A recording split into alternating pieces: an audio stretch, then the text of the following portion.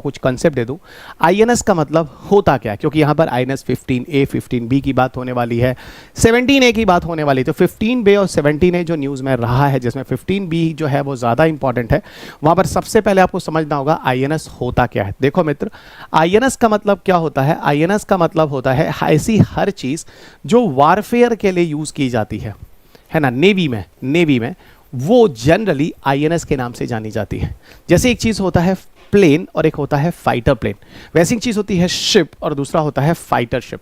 Okay, मतलब sorry, warship. Exactly ये INS जो होते हैं वो वार पर्पस के लिए ही यूज़ में लाए जाते हैं। और INS में हर चीज़ जो वार के लिए होता है, जैसे इसमें इंडियन नेवल शिप हो सकता है, इंडियन नेवल शिप हो सकता है, बेसिक कंसेप्ट पहले समझ लेते हैं। इसमें शिप हो सकता है, कोई सबमरीन हो सकती है, कोई सबमरीन यानी पनडुब्बियाँ हो सकती हैं, कोई शिपयार्ड्स हो सकता है जहाँ पर युद्ध वगैरह की चीज़ें रखी जाती हैं। इन सारी चीज़ों को नेवी में यानी डिफेंस पर्पस के लिए प्रयोग में लाया जाता है, उन सबको हम INS कहते हैं। और ये सारी की सारी चीज़ें डिफेंस यानी वार के लिए प्रयोग में लाई जाती हैं। ध्यान रखिएगा, वार के लिए प्रयोग में लाई जाती हैं। INS में कई कैटेगरीज होती हैं, INS में कई कैटेगरीज होती हैं, क्योंकि ये सारी चीज़ें अभी आने वाली हैं जो हम लोग यहाँ पे डिस्कशन करने वाले। और मेरा यह तरीका होता है कि जब आप कोई चीज़ पढ़ रहे हो पहले उसका जनरल कंसेप्ट समझ लीजिए, ताकि अभी जब फ्रिगेट और डिस्ट्रॉयर जैसे शब्द आएंगे तो आपका सर नहीं घूमेगा। क्योंकि कितने लोग तो IAS बन भी चुके होंगे और INS को मतलब ही नहीं समझ में आया होगा, या फ्रिगेट और डिस्ट्रॉयर में डिफरेंस है नहीं समझते होंगे।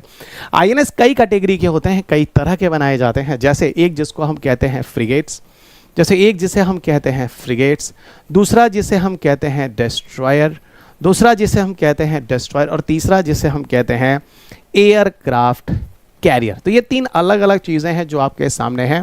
पहला फ्रिगेट, दूसरा डिस्ट्रॉयर और तीसरा है एयरक्राफ्ट कैरियर। ये सारे के सारे INS ही बोले जाते हैं और तीनों के तीनों चीज़ें जो होती हैं वो वार पर्पस के लिए यानी युद्ध के लिए ही प्रयोग में लाई जाती हैं। अब फ्रिगेट्स क्या होता है? फ्रिगेट्स जो होते हैं वो एक्चुअल में स्मॉल साइज़ के वारशिप होते हैं। They are small size of warship. ये बेस्ट तरीका है समझने के लिए।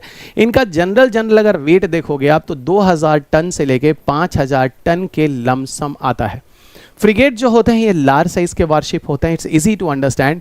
ये लार्ज साइज के वारशिप होते हैं जिनका वेट अगर देखा जाए तो 5000 प्लस करीब 10,000 टन तक का होता है, ठीक है ना। एयरक्राफ्ट कैरियर क्या होते हैं? ये भी बहुत बड़े INS होते हैं जिनके ऊपर एरोप्लेन्स उतर सकते हैं, यानी एयरक्राफ्ट्स की लैंडिंग और टेक ऑफ होता है। एयरक्राफ्ट्स की लैंडिंग और टेक ऑफ यहाँ पर होता है, लैंडिंग और टेक ऑफ यहाँ पर होता है। अगर आपने INS विक्रमादित्य का नाम सुना होगा तो मैं आपको बता सकता हूँ, वो ऐसा एयरक्राफ्ट कैरियर है जो भारत ने, रशिया ने खरीदा था। रशिया में उसका नाम जो था वो एडमायरल गार्स्को था, एडमिरल गार्स्को था। और इसी एडमिरल गार्स्को को भारत में लाने के बाद इसका नाम जो है वो क्या कर दिया जाता है? इसी एडमिरल गार्स्को का नाम भारत में लाने के बाद फिर बचा INS विक्रमादित्य कर देते हैं। INS विक्रमादित्य कर दिए। पुरानी न्यूज़ है, स्टिल INS विक्रमादित्य UPSC में तो नहीं लेकिन स्टेट विजिट्स में कई बार पूछा गया है। ये ऐसा एक एयरक्राफ्ट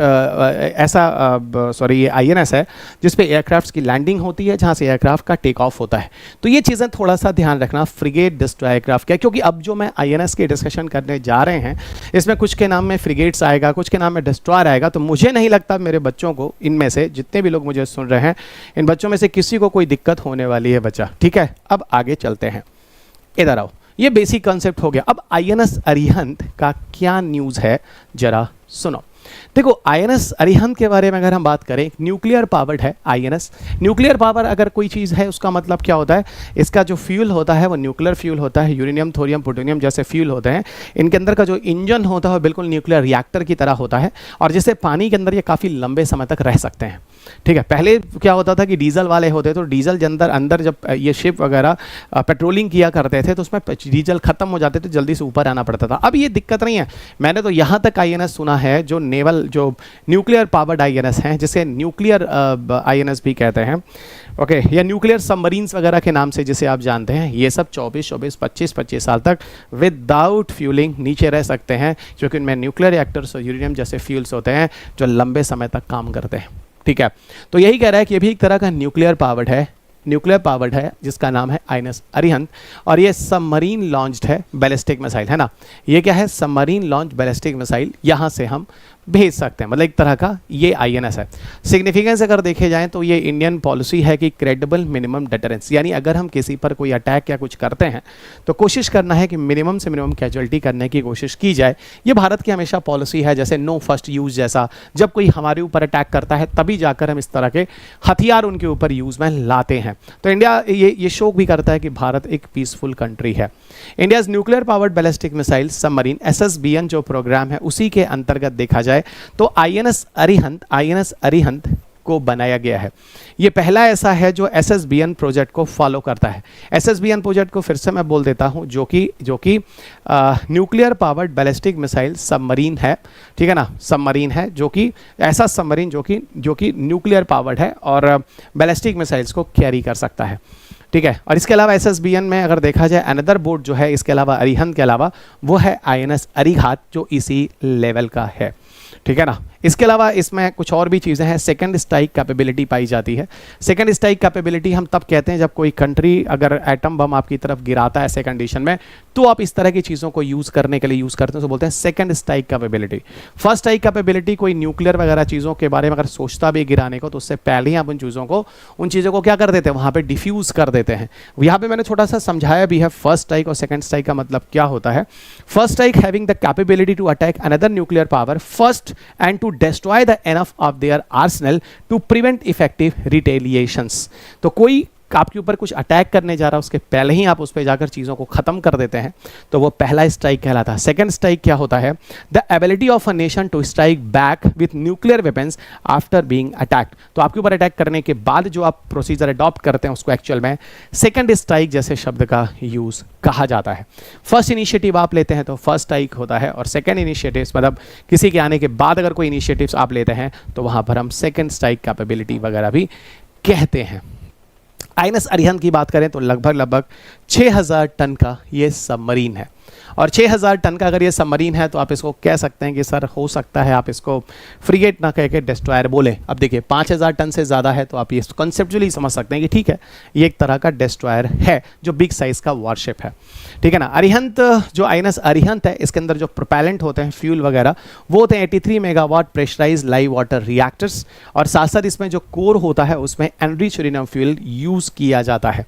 जैसे हम लोगों ने न्यूक्लियर एनर्जी प्रोग्राम में जो फर्स्ट स्टेज का जो न्यूक्लियर एनर्जी प्रोग्राम पढ़ा था, कुछ उसी तरह की चीज़ें यहाँ पर डेवलप की गई हैं और इसी के माध्यम से यहाँ पर यूज़ की जाती हैं, ठीक है ना। यहाँ पर K4 और K15 टाइप के नाम हैं जो लिए गए हैं, जो इनकी नंबरिंग दी गई है। K4 अगर टाइप का INS अरिहंत है तो 750 किलोमीटर तक का रेंज होगा, और यहाँ पर 3500 किलोमीटर तक का रेंज होगा। SSBN ship submersible ballistic nuclear submarine जो हम INS अरिहंत के फॉर्म में पढ़ रहे हैं, ये उस क्लास के सबमरीन होते हैं जो काफ़ी डीप में ओशन के अंदर जाते हैं, है ना, और वहाँ से क्या करते हैं, वहाँ से डिटेक्ट करते हैं, ठीक है ना। और यहाँ पर कह लो virtually undetectable for the months, ठीक है ना, एंड ऑल्सो कैरी न्यूक्लियर, मतलब ये काफ़ी दिन तक आप देखो तो पानी के अंदर काफ़ी नीचे रहते हैं, इनको डिटेक्ट कर पाना आसान नहीं है वर्चुअली आसानी से, और ये आराम से न्यूक्लियर बम वगैरह कैरी कर सकते हैं, बैलिस्टिक नेचर ऑफ मिसाइल्स को ले जा सकते हैं। और आपको थोड़ा सा ध्यान दो, जो मैंने अभी थोड़ी देर पहले आपको बताया था, अभी इसी पिक्चर के लेक्चर में तो मैंने क्या बोला था, हम न्यूक्लियर वॉरहेड्स वगैरह को सबमरीन से भी भेज सकते हैं। और देखो यहाँ न्यूक्लियर टिप्ड बैलिस्टिक मिसाइल जो SSBN नेचर के सबमरीन्स के द्वारा भेजा जा सकता है।